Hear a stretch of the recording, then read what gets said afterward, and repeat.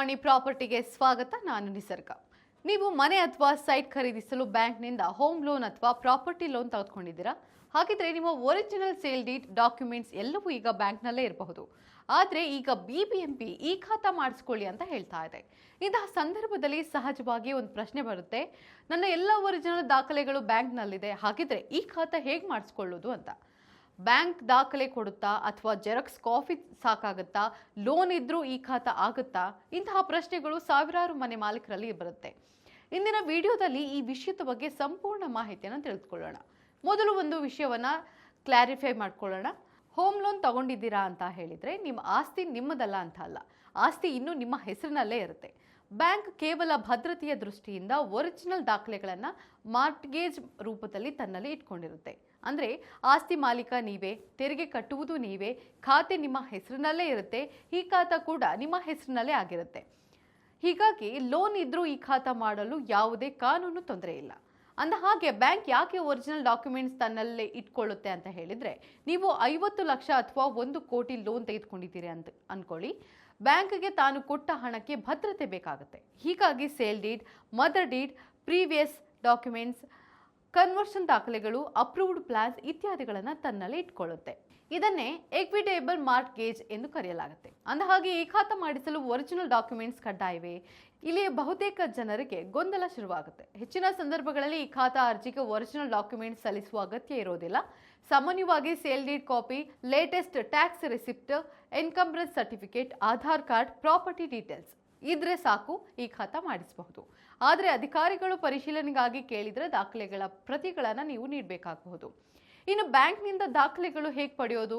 ಇದು ಬಹಳ ಮುಖ್ಯವಾಗುತ್ತೆ. ನೀವು ಲೋನ್ ಪಡೆದ ದಿನ ಬ್ಯಾಂಕ್ ದಾಖಲೆಗಳ ಸ್ಕ್ಯಾನ್ ಕಾಪಿ ಅಥವಾ ಜೆರಾಕ್ಸ್ ಕಾಪಿ ತೆಗೆದುಕೊಂಡಿರಬೇಕು. ಇಲ್ಲದಿದ್ದರೆ ಬ್ಯಾಂಕ್ಗೆ ಅರ್ಜಿ ನೀಡಿ ಡಾಕ್ಯುಮೆಂಟ್ಸ್ ಕಾಪಿ ರಿಕ್ವೆಸ್ಟ್ ಸಲ್ಲಿಸಬೇಕು. ಬಹುತೇಕ ಬ್ಯಾಂಕ್ಗಳು ಸರ್ಟಿಫೈಡ್ ಕಾಪಿ ಅಥವಾ ಡಾಕ್ಯುಮೆಂಟ್ಸ್ ಸೆಟ್ ಕಾಪಿ ನೀಡುತ್ತೆ. ಕೆಲವೊಮ್ಮೆ ಸಣ್ಣ ಶುಲ್ಕ ಭರಿಸಬೇಕಾಗಬಹುದು. ಅಂದಹಾಗೆ ಯಾವ ದಾಖಲೆಗಳನ್ನು ಬ್ಯಾಂಕ್ನಿಂದ ಪಡಿಬೇಕು ಅಂತ ಹೇಳೋದಾದ್ರೆ, ಈ ಖಾತಾಗೆ ಅರ್ಜಿ ಸಲ್ಲಿಸುವ ಮೊದಲು registered sale deed copy, loan sanction reference, mortgage ವಿವರ, ಎನ್ಕಂಬ್ರೆನ್ಸ್ ಸರ್ಟಿಫಿಕೇಟ್, ತೆರಿಗೆ ಪಾವತಿಯ ರಸೀದಿ ಇವುಗಳನ್ನು ಸಿದ್ಧಪಡಿಸಿಕೊಳ್ಳಿ. ಇನ್ನು ಬ್ಯಾಂಕ್ ಮಾರ್ಟ್ಗೇಜ್ ಆಗಿದ್ರೂ ಈ ಖಾತಾ ಯಾಕೆ ಮುಖ್ಯ? ಇದನ್ನು ಬಹಳ ಜನ ನಿರ್ಲಕ್ಷ್ಯ ಮಾಡ್ತಿದ್ದಾರೆ. ಅಂದರೆ ಮುಂದಿನ ದಿನಗಳಲ್ಲಿ property sale, loan top up, property transfer, legal verification ಇವೆಲ್ಲಕ್ಕೂ ಈ ಖಾತಾ ಬಹಳ ಮುಖ್ಯವಾಗಬಹುದು. ಅದಕ್ಕಾಗಿ ಲೋನ್ ಇದೆ ಎಂದು ಈ ಖಾತಾ ಮಾಡಿಸುವುದನ್ನು ಮುಂದೂಡಬಾರದು. ಇನ್ನು ಈ ಖಾತಾ ಅರ್ಜಿ ವೇಳೆ ಏನು ಮಾಡಬೇಕು? ಅರ್ಜಿಯಲ್ಲಿ ಪ್ರಾಪರ್ಟಿ ಮಾಲೀಕರ ಹೆಸರು, PID ನಂಬರ್, ಖಾತಾ ವಿವರ, ಸೇಲ್ ಡೀಡ್ ವಿವರ, ಟ್ಯಾಕ್ಸ್ ಡೀಟೇಲ್ಸ್ ಸರಿಯಾಗಿ ನಮೂದಿಸಬೇಕು. ದಾಖಲೆಗಳು ಬ್ಯಾಂಕ್ನಲ್ಲಿ ಮಾರ್ಟ್ಗೇಜ್ ಆಗಿವೆ ಎಂಬ ಕಾರಣಕ್ಕೆ ಅರ್ಜಿ ಸಲ್ಲಿಸದೇ ಇರುವ ಅಗತ್ಯವಿಲ್ಲ. ಇಲ್ಲಿ ಜನರು ಮಾಡುವ ಸಾಮಾನ್ಯ ತಪ್ಪುಗಳೇನಪ್ಪಾ ಅಂತ ಹೇಳಿದ್ರೆ, ಹಲವರು ಒರಿಜಿನಲ್ ಡಾಕ್ಯುಮೆಂಟ್ಸ್ ಇಲ್ಲ ಎಂದು ಅರ್ಜಿ ಹಾಕೋದಿಲ್ಲ, ಬ್ಯಾಂಕ್ ಅನುಮತಿ ಬೇಕು ಎಂದ್ಕೊಳ್ತಾರೆ, ಲೋನ್ ಮುಗಿದ ನಂತರ ಮಾಡಿಸೋಣ ಎಂದು ಮುಂದೂಡ್ತಾರೆ. ಇವೆಲ್ಲ ತಪ್ಪು ಕಲ್ಪನೆಗಳು. ಅಂದಹಾಗೆ ಯಾವ ಸಂದರ್ಭಗಳಲ್ಲಿ ಹೆಚ್ಚುವರಿ ದಾಖಲೆ ಬೇಕಾಗಬಹುದು ಅಂತ ನೋಡೋದಾದ್ರೆ, ಕೆಲ ಪ್ರಕರಣಗಳಲ್ಲಿ ಖಾತಾ ಟ್ರಾನ್ಸ್ಫರ್ ಪೆಂಡಿಂಗ್ ಇದ್ದಾಗ, ಮಾಲೀಕರ ಹೆಸರು ತಪ್ಪಾಗಿದ್ರೆ, ಬಹು ಮಾಲೀಕರು ಇದ್ದಲ್ಲಿ, ಲೀಗಲ್ ಹೇರ್ ಸಮಸ್ಯೆ, ಲೇಔಟ್ ಅಪ್ರೂವಲ್ ಸಮಸ್ಯೆ ಇದ್ದಾಗ, ಇವುಗಳು ಇದ್ದಲ್ಲಿ ಅಧಿಕಾರಿಗಳು ಹೆಚ್ಚಿನ ದಾಖಲೆಗಳನ್ನು ಕೇಳಬಹುದು. ಅಂತಹ ಸಂದರ್ಭಗಳಲ್ಲಿ ಬ್ಯಾಂಕ್ನಿಂದ ಸರ್ಟಿಫೈಡ್ ಕಾಪಿ ಪಡಿಬಹುದು. ಬ್ಯಾಂಕ್ ಲೋನ್ ಮುಗಿದ ನಂತರ ಏನು ಮಾಡಬೇಕು?